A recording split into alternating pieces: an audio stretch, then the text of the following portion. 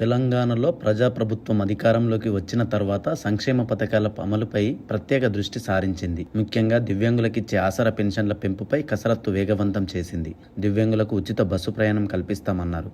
ఈ అంశాన్ని మంత్రి పొన్నం ప్రభాకర్తో ఫోన్లో మాట్లాడగా త్వరలోనే ముఖ్యమంత్రి దృష్టికి తీసుకెళ్లి సానుకూల నిర్ణయం తీసుకుంటామని హామీ ఇచ్చారు. వచ్చే విద్యా సంవత్సరం నుండి అంధ, బందిర విద్యార్థుల కోసం ప్రత్యేకంగా జూనియర్ కళాశాలలు మరియు డిగ్రీ కళాశాలలను ప్రారంభిస్తామన్నారు. అంతేకాకుండా దివ్యాంగుల జంట వివాహం చేసుకుంటే కళ్యాణ లక్ష్మితో పాటు అదనంగా ₹1,00,000 ప్రోత్సాహం కూడా అందిస్తామన్నారు. అంతేకాకుండా ఎన్నికల సమయంలో ఇచ్చిన హామీ ప్రకారం త్వరలోనే దివ్యాంగులకు 6,000 పెన్షన్ అందిస్తామని తెలిపారు. తెలంగాణలో దాదాపు 44 లక్షల మందికి పైగా ఆసరా పెన్షన్లు పొందుతున్నారు. ఇందులో వృద్ధులు, దివ్యాంగులు, ఒంటరి మహిళలు, చేనేత కార్మికులు, గీతా కార్మికులు, బీడీ కార్మికులు, ఎయిడ్స్ బాధితులు, పైలేరియా బాధితులు ఉన్నారు. అయితే ప్రస్తుతం దివ్యాంగులకు నెలకు 4,016 అందుతుండగా వృద్ధులకు, ఇతరులకు 2,016 పింఛన్ ఇస్తున్నారు. అయితే ఎన్నికల సమయంలో కాంగ్రెస్ ఇచ్చిన హామీ ప్రకారం ఈ మొత్తాన్ని భారీగా పెంచాల్సి ఉంది. దీని ప్రకారం దివ్యాంగులకు ప్రస్తుతం 4,016 నుంచి 6,000కు పెంచే అవకాశం ఉంది. ముందుగా దివ్యాంగులకు అమలు చేసిన తర్వాత దశల వారీగా మిగిలిన వారికి పెన్షన్ అమలు చేసేందుకు ఆర్థిక శాఖ నివేదికలను సిద్ధం చేస్తున్నట్లు తెలుస్తోంది.